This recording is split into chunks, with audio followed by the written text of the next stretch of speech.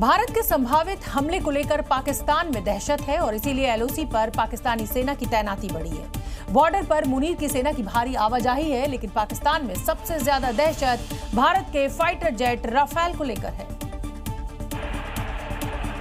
क्योंकि राफेल का तोड़ पाकिस्तान के पास है ही नहीं। पाकिस्तान में राफेल की गर्जना सुनकर ही सेना में हड़कंप मच जाता है। बुधवार को कुछ ऐसा ही हुआ जब राफेल की दहाड़ सुनकर पाक फौज की सिटी पिटी गुम हो गई। उन्हें लगा कि भारत ने अटैक कर दिया है।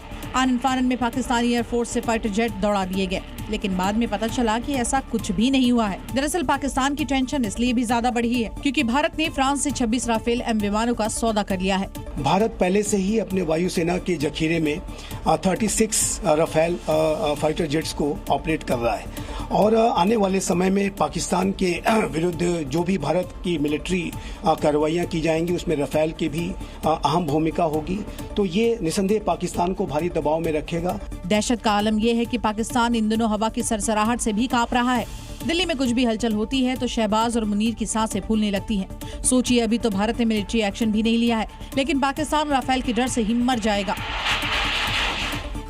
पाकिस्तान को इंडियन नेवी का कड़ा संदेश। इस समय की बड़ी खबर आपको बता दें, आईएनएस सूरत के सीओ की पाक को चेतावनी।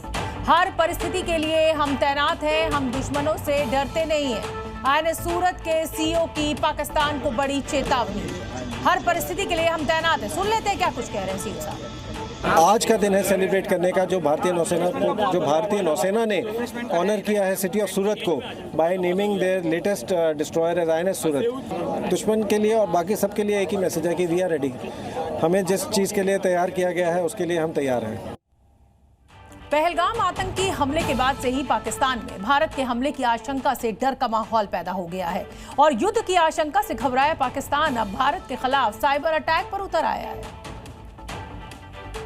और पाकिस्तान की साजिश का खुलासा महाराष्ट्र साइबर डिपार्टमेंट की एक रिपोर्ट में हुआ है। इस रिपोर्ट को शैडो ऑफ पहलगाम का नाम दिया गया है, जिसके मुताबिक पहलगाम में 22 अप्रैल को हुए आतंकी हमले के बाद से अब तक भारत पर करीब 10 लाख साइबर अटैक हो चुके हैं, जिनमें रेलवे, बैंक, टेलीकॉम और आर्मी पोर्टल्स को टारगेट किया गया। हालांकि साइबर डिपार्टमेंट ने इनमें से अधिकतर साइबर हमलों को फेल कर दिया। आशंका जताई जा रही है कि भारत पर अभी और साइबर अटैक की कोशिश हो सकती है। 24 तारीख से अटैक्स हमारे शुरू हुए। फर्स्ट वेव ऑफ अटैक जिसको हम लोग बोल रहे हैं वो चालू हुआ हमारा। Cyber attack first wave of cyber attack जो हमारा चालू हुआ।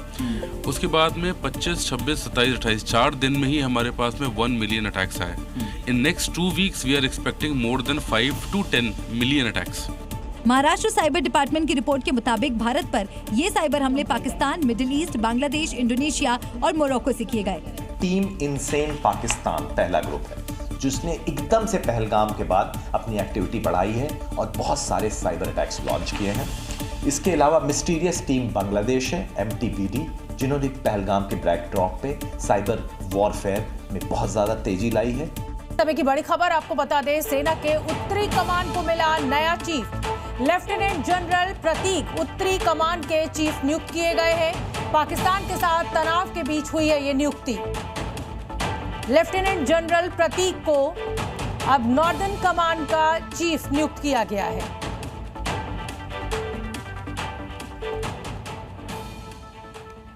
पानीपत जंग सिर्फ बॉर्डर पर ही नहीं बल्कि सियासत में भी छिड़ चुकी है। दिल्ली के मंत्री प्रवेश वर्मा ने दिल्ली में पानी की किल्लत का जिम्मेदार पंजाब सरकार को ठहराया तो आम आदमी पार्टी ने इसका कनेक्शन सिंधु जल संधि से जोड़ दिया। क्योंकि पानीपत जंग पंजाब और दिल्ली सरकार के बीच शुरू हुई थी, लेकिन आम आदमी पार्टी के नेता पाकिस्तान के खिलाफ एक्शन पर मजाकिया लहजे में रिएक्शन देने लगे और सौरभ भारद्वाज ने न सिर्फ दिल्ली सरकार पर सवाल खड़े किए बल्कि सिंधु जल संधि पर रोक को सियासी हथियार बना लिया और कह दिया कि जब पूरे पाकिस्तान का पानी ही रोक दिया तो फिर दिल्ली में पानी की कमी कैसे हो गई।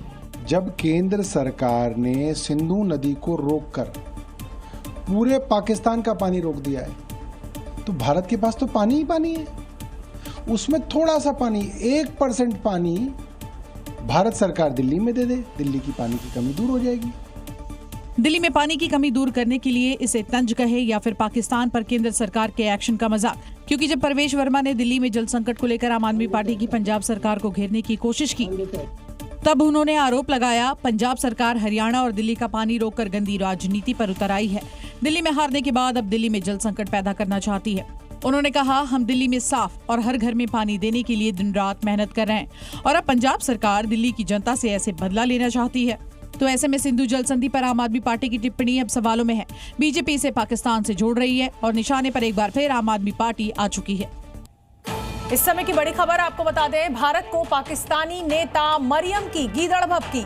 पाकिस्तानी नेता मरियम नवाज औरंगजेब एक्स पर पोस्ट, बॉर्डर पार करना भारत की भूल होगी, ये मरियम नवाज कह रही हैं। मरियम पाकिस्तान शांति का पक्षधर है, ऐसा मरियम नवाज कह रही है। मुझे हंसी भी आ रही है।